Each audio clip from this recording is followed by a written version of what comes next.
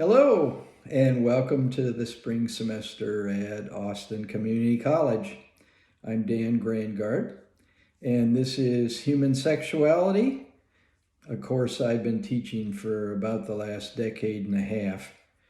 I teach other courses here as well, but this has got to be one of the more fun courses to teach. And so I look forward to spending the semester with you studying human sexuality. Last spring, I taught the second half of the course as an online course because of the COVID-19 pandemic. This semester, I get to teach the whole course online, and so let's get ready to explore this area of study together. Let me give you a little bit about my background.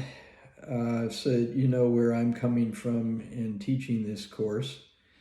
First of all, I have 3 degrees from Baylor University. I have a bachelor's degree with an undergraduate major in sociology and a minor in psychology. And then I earned a master's degree in educational psychology and a doctorate in educational psychology. My first real position as a psychologist after completing my doctorate, I was a school psychologist initially for the Education Service Center Region 12 in Waco, where I was the only doctoral level school psychologist serving 81 school districts in 12 counties. I'd get up in the morning, I'd drive 50 or 60 miles out to some little town and give a couple of IQ tests or something like that. That wasn't my idea of being a psychologist, but it was some good experience. And I kept applying for other positions. When I was the summer between my sophomore and junior years at Baylor, I shared an apartment with a guy from Austin, and one weekend when we were out of food and out of money, he said, "This might be a good time to go visit my parents." And so we came down here, and I immediately fell in love with Austin, and I said, boy, that's where I want to live someday. So I kept applying for a position here, and after 1 year of being a school psychologist in Waco, I landed a position as a school psychologist with the Austin Independent School District. And I did that for the next 8 years. Typically, I was assigned to 3 or 4 school buildings, usually an elementary school, a middle school, and a high school. I spent a couple of years at LBJ High School and 5 years at Austin High as the school psychologist. So I, gathered a lot of experience doing that. During that time, I also supervised school psychology interns from the University of Texas at Austin and from Texas State University down in San Marcos. Well, all psychologists get to the point where they say, I want to do things my way, and they decide to start a private practice. And so I started a part-time private practice in Austin. I had a friend who was an obstetrician gynecologist who let me use his office rent-free in the evenings. And so I started a private practice in psychology in a gynecology office, which was certainly an interesting setting to do something like that. Lots of funny stories that I could tell related to that. My friend had, one office that he used for consults, and then of course, there were exam rooms, but then there was another room that he used for patient education and coffee breaks and things like that. And in that room, they had models of female anatomy and things like that. And one of the things that was in there was a little peep type show.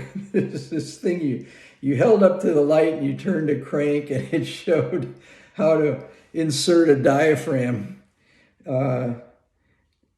One night I was in the regular office working on some reports and that sort of thing. I had an adolescent client in the coffee room working on a personality test, when all of a sudden I heard this click, click, click, click, click, click.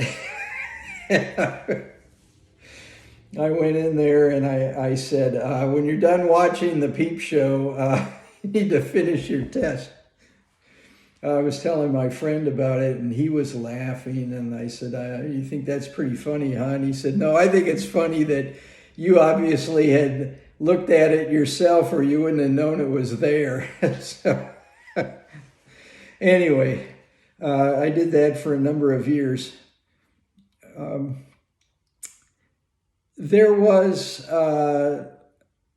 a student at Austin High who was graduating in the top 10 in her senior class, but was very angry because she wasn't going to be the valedictorian. She hadn't taken as many advanced placement classes and honors classes as some of the other students had. So even though she had a really high GPA, she wasn't going to be the valedictorian, and this made her very angry. And she started sending death threats to the principal and the assistant principal. And the assistant principal's first name was Jack, and she sent him this poem that said, "Death be nimble, death be quick, forget the candlestick, kill Jack." And then you always knew when it was from her, because she had her own little logo that she drew on the bottom of the page that looked like this. And so, we knew who was sending these death threats. When you do that, you get to meet the school psychologist. And as you could probably guess, this individual already had a psychiatrist on the outside. And so I started consulting with him, and he and I really hit it off. And he suggested I might want to move my private practice into his office, that it would be a more appropriate setting. And so I did that. And so I went into private practice full-time. The school district wanted to give me a big promotion, but it was going to mean I would have to work year-round. And the neat thing about being a school psychologist is you get the summers off. And so, in the summers, when I was doing my private practice, I would work for the school district from like 8 in the morning till 4 in the afternoon. And then I'd go over to my private practice office and do that. And in the summer, I could do the practice full time. And so this promotion they wanted to give me was going to mean giving up my private practice, and I didn't want to do that, and I was having too good of a time. The psychiatrist assisted me in acquiring clinical privileges at all the psychiatric hospitals in town, and so we were doing a lot of work. He specialized in children and adolescents, and so he would have me do all of his psychological testing for him. And inevitably, if I hit it off with the client, he'd say, "Why don't you go ahead and do the therapy too?" Psychiatrists tend to be more into prescribing medications than they are necessarily into doing therapy and that sort of thing. And so I suddenly found myself doing a lot of testing and therapy, both in the office and in the different psychiatric hospitals, especially Shoal Creek Hospital, which was right down the street. My office was in Medical Science Center over on 38th Street. So I was busier and busier, and the end of the summer was approaching, and I resigned from the school district and went into private practice full time. And I really enjoyed that a lot.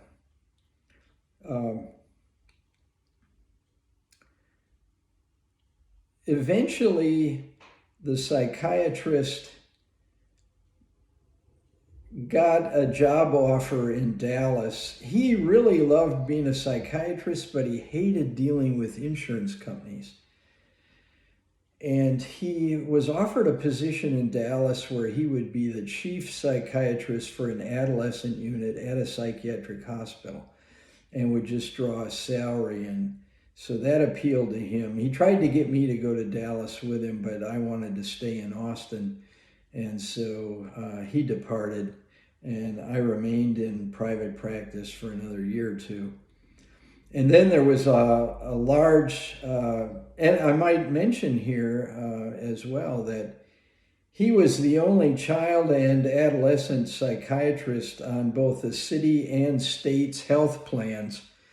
So we were seeing a rather large volume of people coming through the office from every imaginable category of patient that you could possibly imagine. Not too long after he went to Dallas, maybe a year or two later, there was a large psychiatric clinic in Dallas that opened a satellite office in Austin, and they talked me into working for them at least part-time. I was doing all their psychological testing for them, and then I was also leading group therapy with adults in the hospital every other weekend, and I did that for something like 7 years. Eventually, I closed my private practice. I actually merged the private practice with this large psychiatric clinic. I became their chief psychologist, director of intern training, and director of testing. We established a nationally recognized clinical internship at the clinic. And the clinic was a very large operation. It had about 50 professionals working there. About a half a dozen psychiatrists and a similar number of psychologists, licensed professional counselors, clinical social workers, nurses. The clinic was so large that we had our own day hospital and our own 20-bed inpatient unit over at Shoal Creek Hospital. So it was a pretty big deal.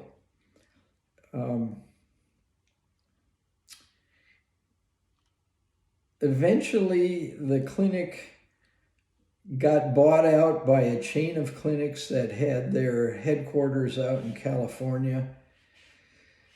The Austin clinic, due to managed health care, had fallen into financial problems, and the parent clinic out in California closed down the Austin branch.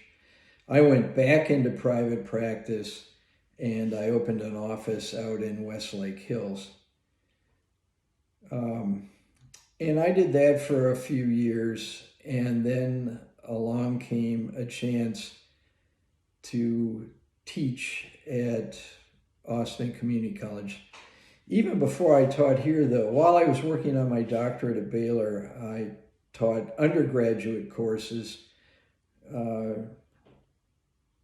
that were similar to our human growth and development class here. I taught those for 3 years while I was working on my doctorate at Baylor. So I was very excited to have a chance again to get into college teaching, and right away they wanted me to teach 3 courses, which is half-time. So I was teaching at ACC half-time, and I was doing my private practice half-time. Then after a couple of years of that, another opportunity came along to also teach classes at St. Edward's University. And I did that for 5 years. And so, it got to where I was teaching like 3 or 4 classes at ACC and a similar number of classes at St. Ed's, and really had almost no time left for my private practice. And then an opportunity came along to work at ACC full-time, half-time teaching and half-time counseling and advising in the office, what then was called the Office for Students with Disabilities. Now we call it Student Success Services. So I did that for many years. 3 years ago, and I did that mainly at the Rio Grande campus. 3 years ago, they closed the main part of the Rio Grande campus for renovations. And I was going to lose my office, so I said, okay, I'm going to stop the counseling altogether, which I enjoyed immensely, I might add. And I'm just going to do teaching. And so now every semester I've been teaching 3 classes. So I have about a quarter of a century of experience teaching college, and have even more experience than that as a clinician. One thing that I would tell you about myself is I never specialized in dealing with sexual disorders or anything like that as a psychologist, but a rather large number of cases that I dealt with were individuals who had sexual issues. Most people go to a psychologist for the first time with what I call a socially acceptable reason. Like, I've just been kind of depressed lately. I've been sad, I've been down, I don't know what's going on. Or, I just can't seem to relax, I'm anxious all the time. Or, a lot of them will come in with career issues. I did a lot of career counseling. Like, oh, man, my boss is driving me nuts. I think I need to change jobs, or maybe I need to change entire careers, and I don't know what I want to do. And so they come in to talk about those kinds of things. When you've achieved rapport with them and you have earned their trust, then they often hit you with the real reason they came in, which often is 2 or 3 sessions after you started the counseling process. And you would not believe how often the real issue that they came in for had to do with sexuality. So I'm known at ACC for backing everything we study up with a real life example. And I teach a lot of different courses at ACC, Intro to Psych and Human Growth and Development. I've taught social psych before. At St. Ed's, I taught abnormal and tests and measurements and child psych and adolescent psych and just everything you can imagine. But in all those courses, because I've had so many years of clinical experience, whatever we study, I will be able to back it up with a real life case example. A lot of textbooks are written by professors who've never really been clinicians. And so, they'll give you an example of something that they heard about or that they just dreamed up.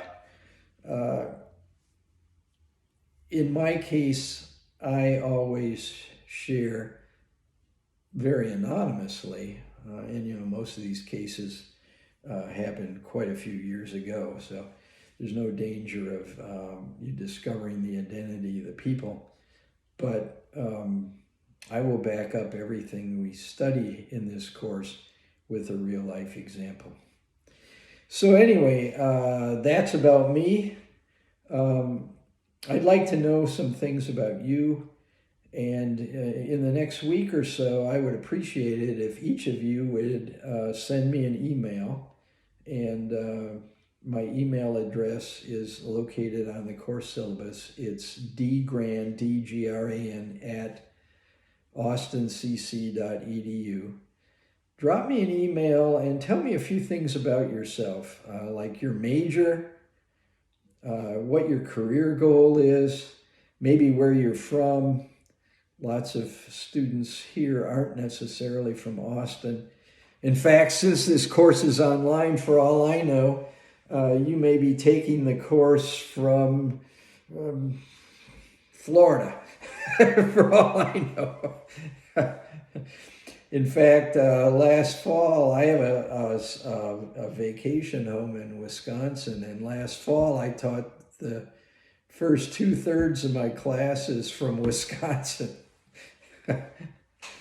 But I'm down here now. I don't hang around there in the winter. Wisconsin's a lovely place to be in the summer and the fall, especially in the fall when the leaves are turning colors. But you don't want to be there in January and February unless you like snow and frigid weather. So anyway, let me know where you're from. Give me a little background. Tell me a little about yourself, especially your major and what your career goals are and that sort of thing. That way I can get to know you, and that way I can certify that you're attending the class. Otherwise, I don't know. I have no way of knowing if you're actually logging in and so on. So you might go to the course syllabus part and open up the course syllabus, which looks like this. My suggestion would be to print it out, and that way you can have it handy while we're going over it. The textbook for the course is Understanding Human Sexuality. It's the newest 14th edition. It's by Janet Hyde and John DeLameter. They're a husband-wife team. I especially like the book because Janet is a developmental psychologist, which is pretty much what I have been over the years, and her husband was a sociologist. So, I mentioned my undergraduate major was in sociology. So I think it's a great book because it kind of combines a psychological perspective on everything. John unfortunately passed away a year or two ago, and so Janet, this edition, more or less didn't have him around to collaborate on. If you can get an earlier, it's a terribly expensive book, and if you can find an earlier edition, go for it. That I will keep you updated on all the latest statistics and things like that. In fact, I would caution you, and will over and over again, about putting too much emphasis on statistics related to human sexuality, because I think almost anything you read about related to sex is an overestimate or an underestimate or an inaccurate estimate of whatever's going on. And so I will update you on this current statistics and issues and that sort of thing. And if you can get an earlier edition cheaper, go for it. I was actually one of the editors. I think it was the 11th edition. So if you get that, and we ever get out of our little cubby holes and back on campus, I'll sign your edition for you next to my name, which is on the page of list of editors. I think that was the 11th edition. I'll clue you in, though. The editions since then are better. I like Hyde's book on understanding human sexuality because it's extremely thorough. She doesn't leave anything out. There are some newer books that are what I would call sexier in the sense that they've got some attractive looking pictures and neat little questions in the margins, and they're really nice to look at, but they leave some things out. And what I like about this text is they don't leave anything out. Almost every student taking the course will say, I love the course, but I could have done without our discussion of whatever. And whatever is different for every person. And the one thing one student could have done without, another student will tell me, I took the course just so I could explore that topic. So that's what I like about this text. Janet Hyde doesn't leave anything out. And so we'll take a look at everything. If you look at the course description on your syllabus, human sexuality explores various aspects of human sexual behavior, including the biology of sex, female and male sexuality, sex roles, the psychology of sex differences, sexually transmitted infections. We'll also cover topics such as theoretical perspectives on sexuality, issues in sex research, conception, pregnancy and childbirth, sexuality in the life cycle. Take a look at sexuality in childhood and in adolescence and in old age and every other age. That's where the developmental part comes in. We'll talk about attraction, intimacy, and love. Sexuality education, which hadn't changed much until this past year. And so we've got some real issues to take a look at. We'll also talk about ethics, religion and sexuality, and legal issues related to sexuality, including sexual coercion. And also here in the syllabus are specific learning objectives, and these were gathered from the official ACC course syllabus, as well as from Janet Hyde's course syllabus. By the way, she's a professor at the University of Wisconsin. But the student will be able to become comfortable with the topic of human sexuality in order to be more rational in making decisions about it. It's amazing that even in 2021, a lot of people are uncomfortable discussing sex issues. I've always kind of gotten a kick out of walking down the hall at school with my sex textbook under my arm, and it catches people's attention. A lot of people, they start out taking this course and say, well, I was a little timid about talking about the topic, but the more I got into it, the more comfortable I became with it. Second, to learn about methods used in the scientific study of human sexuality, to gain a better understanding of existing data and be able to evaluate studies published in the future. Most of the studies, quite frankly, aren't very good. And so we will take a critical look at them. Third, to understand the anatomy and physiology of sexual functioning, including genetics, fetal development, the birth process, sexual response, and sexual dysfunction. Fourth, to have a general understanding of developing and changing attitudes regarding love, intimacy, sensuality, and male and female roles in conventional as well as non-conventional lifestyles, including marital and non-marital relationships. Fifth, to develop, as a result of the group processes of educational relating, a greater overall appreciation of yourself as a sexual being.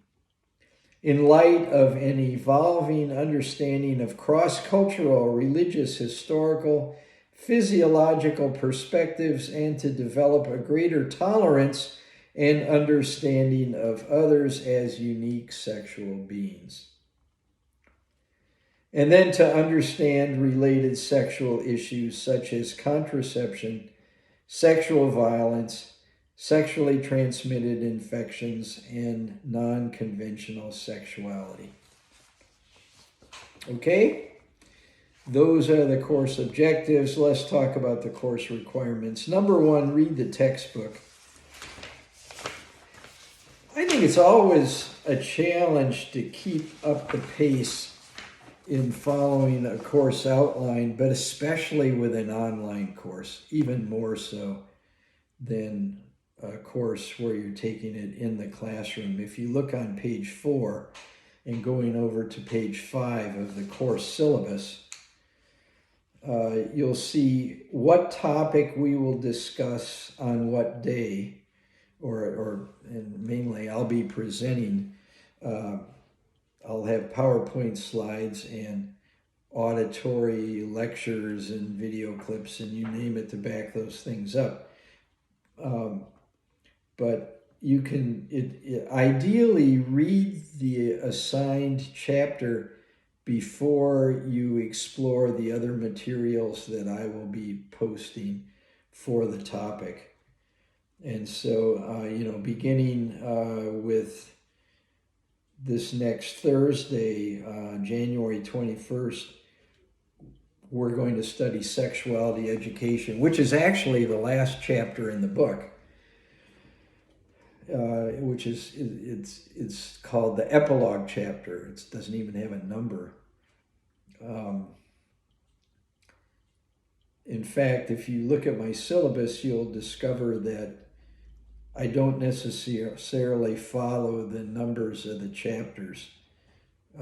After the epilogue, then we'll study sexuality and perspective and theoretical perspectives, and then we'll look at sex research. But then we'll jump all the way to chapter 11, where we're going to talk about attraction, love, and communication.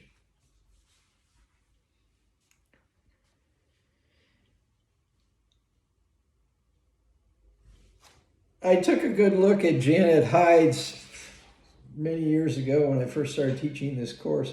I took a look at Janet Hyde's syllabus on her website at the University of Wisconsin, and she doesn't even follow the chapter order of her own textbook. It makes no sense to talk about some of these other things like anatomy and arousal before we've talked about attraction, love, and communication. So I've moved that topic up as being one of the main ones we're going to take a look at. So anyway, you can follow the course outline and see what we're going to study at what time. And so, after attraction, love, and communication, we'll take a look at sexuality and the life cycle. And then we'll get into anatomy and arousal and sex hormones, and then we'll get into conception and pregnancy and childbirth and contraception and abortion, and then we'll get into sexual coercion, sex for sale, sexually transmitted infections, sexual disorders and sex therapy, sexual orientation, gender, variations in sexual behavior. It's kind of interesting. what your textbook author calls variations in sexual behavior are actually listed as sexual disorders in the Diagnostic and Statistical Manual of Mental Disorders. So that's kind of an interesting change of semantics. What the textbook calls sexual dysfunction is simply things like premature ejaculation and erectile dysfunction and sexual orgasmic dysfunction and things like that. But in the Diagnostic and Statistical Manual of Mental Disorders, all these other things are also considered sexual disorders, if you will. I'm talking about stuff like voyeurism and things like that. You know, peeping toms. And exhibitionists and that sort of thing. And we'll talk about ethics, religion and sexuality, sex and the law. It was an especially interesting topic. You know, when are you ever taught the sex laws in your state or any other state? And yet you're supposed to know what they are. You can get a lot of trouble for sexual behavior, even though no one's ever taught you what the laws are, or if they've changed. So that's a really hot topic.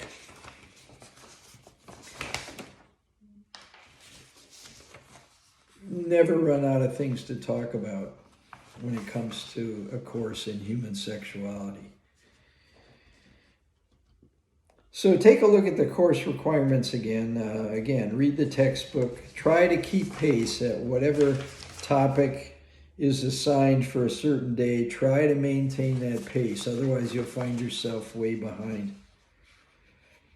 Second, regularly check the announcements on Blackboard. I will post announcements on there. When there are things that I'm especially concerned everybody make sure they've read it, I will, besides posting an announcement on Blackboard, I will also send each of you an email about it. Page 2, requirement number 3, exercise self-discipline. As I just mentioned, try to keep pace with the suggested daily course timeline. Make an effort to attend online test review sessions. If, in my opinion, you've fallen significantly off the suggested pace of the course, I'll make an effort to try and contact you before withdrawing you from the course. Last fall, in some of my classes, it doesn't happen in a course like this very often, but it especially happens in courses like Intro to Psychology, where students just kind of disappear. You know, they'll start off the semester and they'll take the first test, and then the next thing you know, they just seem to have disappeared. You know, the class will be on test 3, and the people haven't even done test 2 yet. So, you know, if I feel like you've vanished, in order to save you from a failing mark, I will just drop you from the course. Point number 4, successfully complete 4 examinations. The tests are multiple choice and true false. They're open book, open notes. So, there's no reason not to do well on them. Before each test, I will post test review questions on Blackboard, and I will also email them to everyone. And then I will also schedule a live online test review session to where you can get together with me and ask me questions about the review questions, or any questions you have about anything for that matter. And we'll review for the test together. You know, I always like to say, who better to study for a test for than the guy who wrote the test? So, you know, on the other hand, I don't use test banks or something like that. I write all my own questions. As a matter of fact, over the years, I've authored the test banks for a number of textbook publishers. I had at least a half a dozen courses in test construction in graduate school. And so I enjoy writing test questions. And I try to write them at higher levels of thinking. So, you know, there's something called Bloom's taxonomy, which has 6 levels to it, but for writing questions, we mainly look at the first 3 levels. One is knowledge. A knowledge level test item would be a definition or something like that, or a fact. The next level question would be a comprehension question, which would be, can you pick out an example of something? A higher level question would be the application level. Can you take what you've been studying and apply it? Can you make a prediction? I try to write test questions at the comprehension and application levels. So, you know, although the tests are open book, open notes, it's not like you can just look up the answers.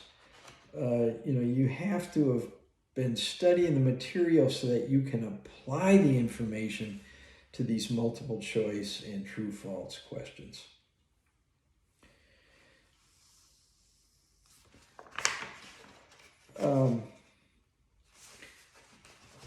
The tests are taken on Blackboard. And if you look at your course syllabus, test 1 is currently scheduled for Thursday, February 18th. Test 2, Tuesday, March 23rd. Test 3 is Tuesday, April 20th. And then the last test, test 4, which, by the way, is not a comprehensive test. It's just over the last section of material we cover. That's scheduled for the last Tuesday in the semester, which is May the 11th. After you take your test on Blackboard and submit it, Blackboard will tell you what your score is.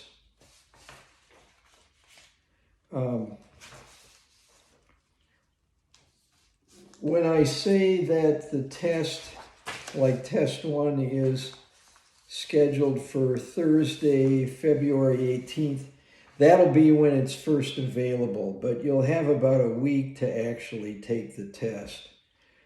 My advice is to take it as soon as you can so you can be moving on to the next topic. Otherwise, you're going to find yourself getting behind on the course outline. So, although the test will become available, let's say on February the 18th, the deadline for taking it will be more like the 25th or something like that. Okay. For up to 5 bonus points added on to your test score, each test score, you may turn in a review of an article related to human sexuality. This is an easy way to get an extra 5 points added onto your score. And there's actually a form in your syllabus for doing it. There's a link to it, and you can print it out. And this is what the form looks like. There's a sample of one filled out here that I've done for you. But, you know, you can fill it out, and then you can scan it and email it to me, or better yet, I would prefer if you typed it out. And, you know, it doesn't have to go in these boxes. You could just have the headings and then just type it. But, you know, you'll have your name, the date, what test number this bonus review will get added onto. And then there'll be a bibliographic entry where you got the author's name, the year and date of the article, the title of the article, where it was found, and who the publisher was, and then a summary of the article, and then a discussion of the relationship of the article to the topic of human sexuality and implications for the future. There's so much information out there, and you know, I don't care where you get it could be from an online source, it could be from a magazine you just read, it could be from a psychology journal or a medical journal, but you know, it could be from a newspaper. Just recently, I came across this article last month in the Wall Street Journal, of all places. And the title of the article is Reignite the Spark, Even in a Pandemic. The article gets into how people's love lives have fallen apart due to the pandemic. Not just are people not going out and meeting new people that they might get into a intimate relationship with, but people who are already living together are driving each other nuts and losing the people for each other. You know, it's like, oh wow, I would give anything for some alone time. You know, this person's always around, you know, we're stuck in the house so much. And, you know, they make all kinds of suggestions here for dressing for success. You know, when you're stuck at home all the time, how often do you get all spruced up? I got spruced up for this video. I took off my t-shirt and put on a nice polo shirt. I didn't think you'd want to see my faded out Wrigley Field Chicago Cubs shirt. Dress for success if you want to have a successful relationship. Interact with the world. Build space in your relationship. Independence is sexy. Mystery breeds desire. Being enmeshed with a partner 24/7 is a buzzkill. This is a great article. Somebody might want to write it up. Set the scene. They talk about a study done by the Kinsey Institute and how to make a romance happen. Rethink how you initiate sex. Try something new. Practice erotic empathy. It's a great article. I will, in fact, I've posted a link to it. You might find it a fascinating read just right here at the beginning of the course. So, you know, on the day that you take the exam, if you will submit to me your article review, and I will, whatever your score ends up, I will get into Blackboard and add 5 more points to it. Okay? Easy, 5 points to get you to the next highest grade. In fact, if you look at the grading scale here on page 4, the middle of the page, 90 to 100 is an A, 80 to 89 is a B, 70 to 79 is a C, 60 to 69 is a D, and so less than 60 would be a failing score. So, a few years ago, I had a student in class made an 88 on every single test. And guess what their average was at the end of the semester? Yeah, 88. Not once did that student hand in an article review. If they did, they would have had 93, 93, 93, 93. Beyond me why somebody wouldn't take advantage of that, but some people aren't interested.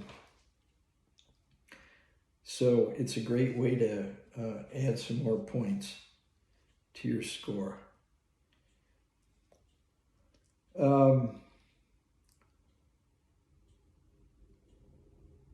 Number 5, I'm back on page 2.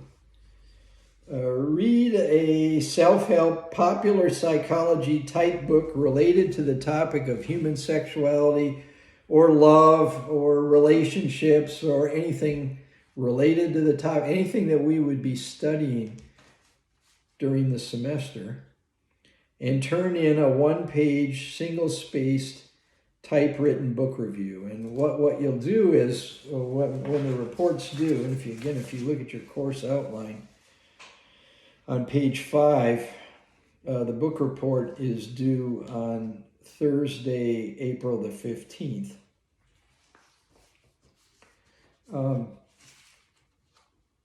I have attached to the syllabus a number of sample book reports and a sample book review grading form that I've developed. And so what you're, and you can play around with the margins. You can have almost no margins, and you can go down to about size 8 font, and I'll still be able to read it. But keep it at 1 page. And first of all, there will be a bibliographic entry, where you got the title of the book, the author, the year the book was published, the name of the publisher, and the place it was published, in other words, the city. For example, if you look at the sample book review I've put there on the sex life of the foot and shoe, notice it was published in New York by Ballantine Books. Then a section on information about the author. What I want to know is, how did the author become an authority on this topic? Where did the author get their training? Where have they worked? How did they become an expert on this topic? And then, what were the main points of the book? Or what was the thesis of the book? Now, in my sample reports here, I've got bullet points. And, you can use bullets if you want, but if you want to just write paragraphs, that's fine too. But, what was the thesis? What were the main points that the author was trying to make? And then finally, an evaluation. And by that, I mean, how did the author support or fail to support the main points? Did they have a long list of references in the book? Did they cite statistical studies that have been done? Did they give case examples of people they've worked with? How did they or did they not support the main points, the thesis? Okay. Feel free to email me any detailed questions that you might have about the book report. I want everyone in the class to read a different book. And I have to approve the title. And the reason for that is I won't approve any title that won't get you a good grade. There are some really lousy books out there related to human sexuality and relationships and love and that sort of thing. And there's a lot of really great books out there. There aren't that many that I say, no, you can't do it. I would caution you from choosing a book that's edited, and that's because each chapter is written by somebody different, and so there's a tendency for it not to hang together. Personally, whenever I look at a book, I like to immediately look at the back of the book and see if there's a list of references. For example, I don't want anybody to read Men Are From Mars, Women Are From Venus. Dr. John Gray is a phony. He's got a mail-order doctorate from somewhere in Canada that has since been shut down. All of his statements are just his opinion about things. There's no list of references or anything like that. He's laughing all the way to the bank. If you want to read the book for enjoyment or kicks, go ahead, but not for a report for this course. If you want to read some good books showing male and female differences, read The Male Brain by Lou Ann Brisendine or The Female Brain by Lou Ann Brisendine. She's written both these books. They're outstanding, and she's a professor, I want to say at Stanford, and relatively small paperback books, and yet half the book is a list of references. So, she supports everything she talks about. It's not just her opinion. So forget Dr. John Gray.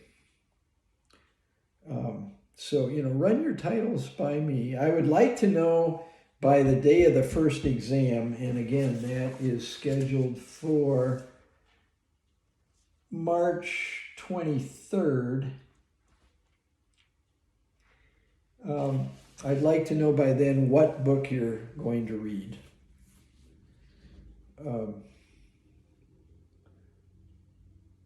I'm sorry, not March 23rd, that's test 2. I need to know by February 18th. That's when we have test 1. So let me know by February 18th what book you're going to read. Again, I will be maintaining a list of what books are taken. And so maybe you lucked out. Maybe during the pandemic, you've been doing nothing but reading books about relationships and sexuality. And in that case, all you're going to have to do is write up the report. You're not going to have to read the book. Okay? The book report counts the same thing as a test. And so, if your test average is lower than you want it, here's a good way to boost it up. There's no reason to get less than a perfect score on a book report. Again, if you look at page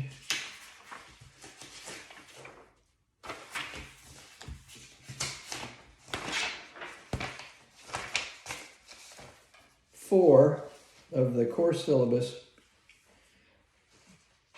you'll see that your grade in the course is based on your average of the 4 tests and the book report.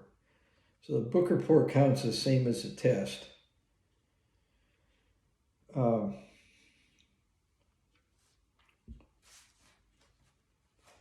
If you end up on the borderline, I round scores up. So, if your average at the end of the semester is 89.4, I round it up to 90 and you've got an A. But if you got an 88, you're out of luck. And so on. Okay.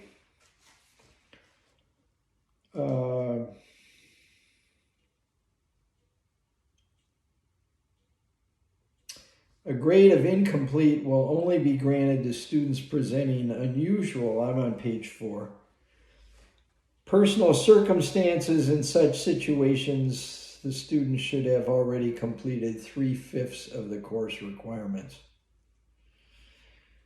Thank goodness last semester I didn't have to deal with any incompletes.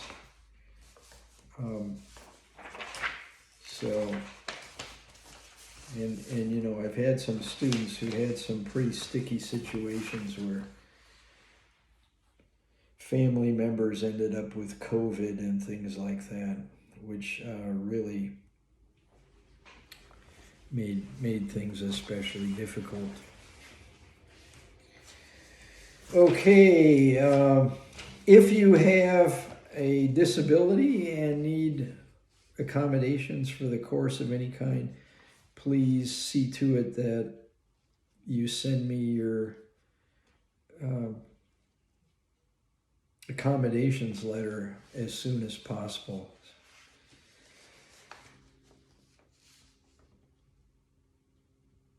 So that I can make plans to address those things. If you look at the middle of page 2, if you need to contact me on Tuesdays and Thursdays from 9 o'clock until 10, I will hold office hours on Blackboard Collaborative Ultra. And so, you know, I'll be available and you come on and, you know, we can discuss anything you need to discuss. And if those hours don't work for you, you can email me and we can figure out an appointment time to get together. Okay.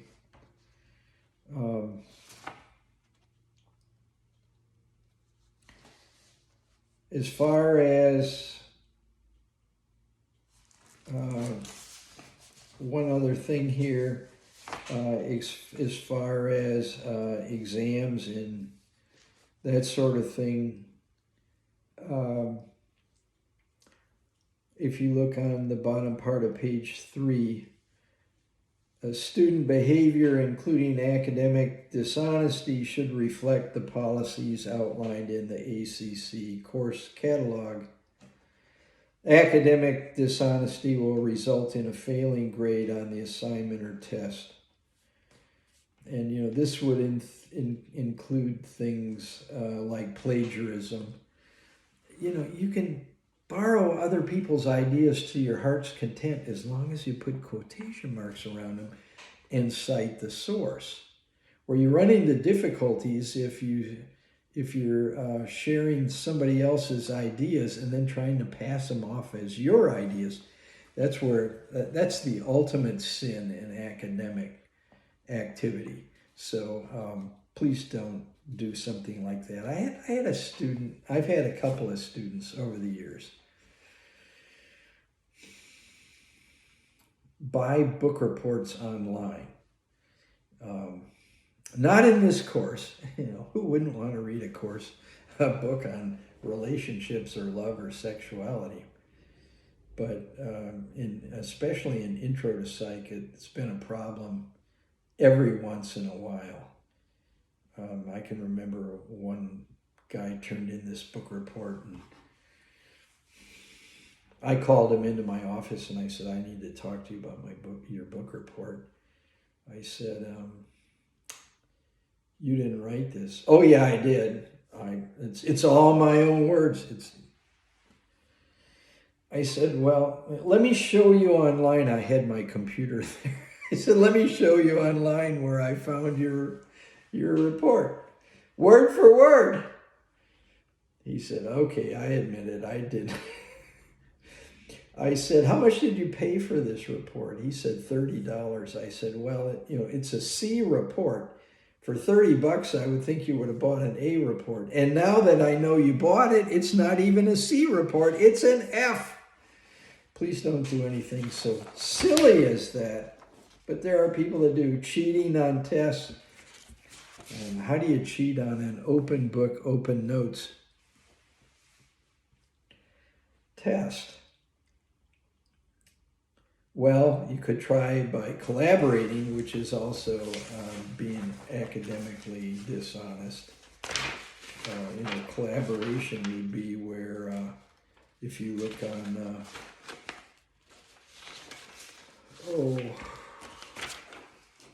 top of page 4, or collusion, that is, knowingly helping another individual out, that's considered academic dishonesty.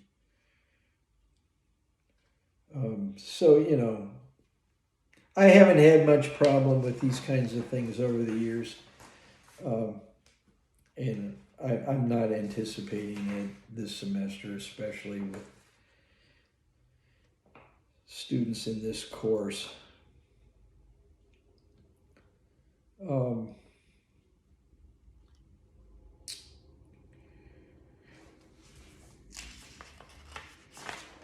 The last thing that I would want to mention here would be my teaching philosophy, which you'll find on the bottom of page 2 and the top of page 3. And, number one, have fun, especially in this class. I feel like if I'm not having a good time, nobody else is either. So I like to have as much fun as I possibly can. I like to infuse lectures with real-life examples of psychology and practice. I like to involve students in live demonstrations. Maximize the use of media to illustrate points of discussion. I'll have some PowerPoint slides that are posted that are accompanied by audio lectures. I'll have video clips, audio clips. I'll have handouts of articles that are relevant to the topic. Any number of things for you to study for each topic that we cover. I love a good debate, and when we get together during office hours or during test review sessions, which will be scheduled, and typically, like again, the first test is currently scheduled for February the 18th, which is a Tuesday. And so the previous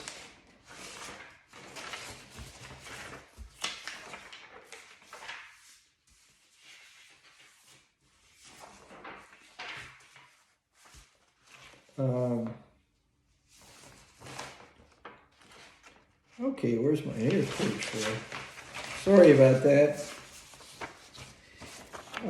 The previous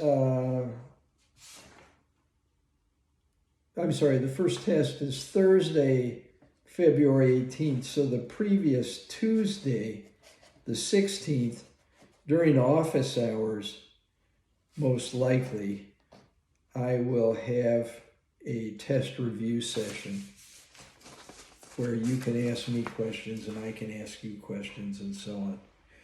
If that time doesn't work for students, since I'm teaching 2 sections of this course, I'll see if I can also find an evening when people might be able to better attend and ask questions and interact with each other for review. So, when we're actually in the classroom, obviously I can do some things that I can't do very well online. One of the most difficult things about teaching online is I've got all kinds of fantastic videos that I own, but there's no way to really post them online. And so I have to rely on online sources that might be related, but not as good as the ones that I have, that I show in class. So I'll just have to do the best I can to deal with that situation.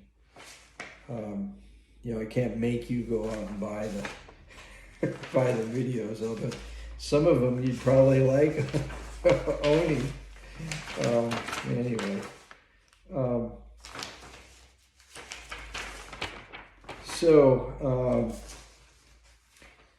When I teach this course in the classroom, it's much more discussion-oriented and much less lecture-oriented than it is online.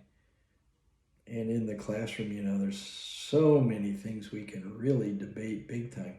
We can have some of these debates in outside rap sessions, if you will, on Blackboard Collaborate Ultra. And I'm open to setting those things up anytime.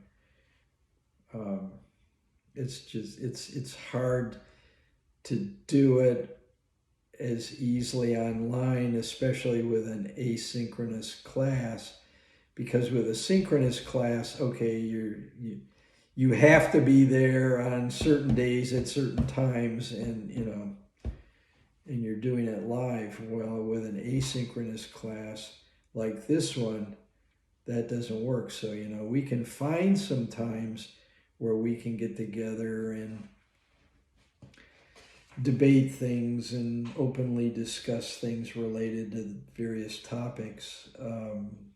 I would enjoy doing that, and hopefully some of you would too. But it's not something I can require you to attend. I like to encourage student discernment in dealing with self-appointed experts, and boy, there's a lot of them in the field of human sexuality.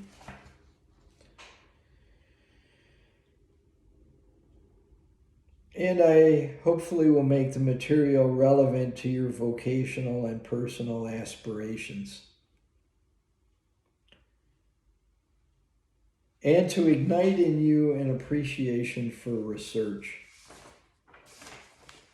Psychology is a science and a profession, but the practice of psychology, the profession of psychology, would have no credibility without the science, the research backing it up. And so I like to emphasize research in this course. And as I've already mentioned a couple of times, a lot of the research in sexuality isn't very good. Okay. Just glancing through the syllabus, I don't think I see anything else that I may have missed, but if I do, after you study your syllabus, feel free to shoot me questions in the form of emails, and I really am looking forward to spending this semester exploring the topic of human sexuality with you.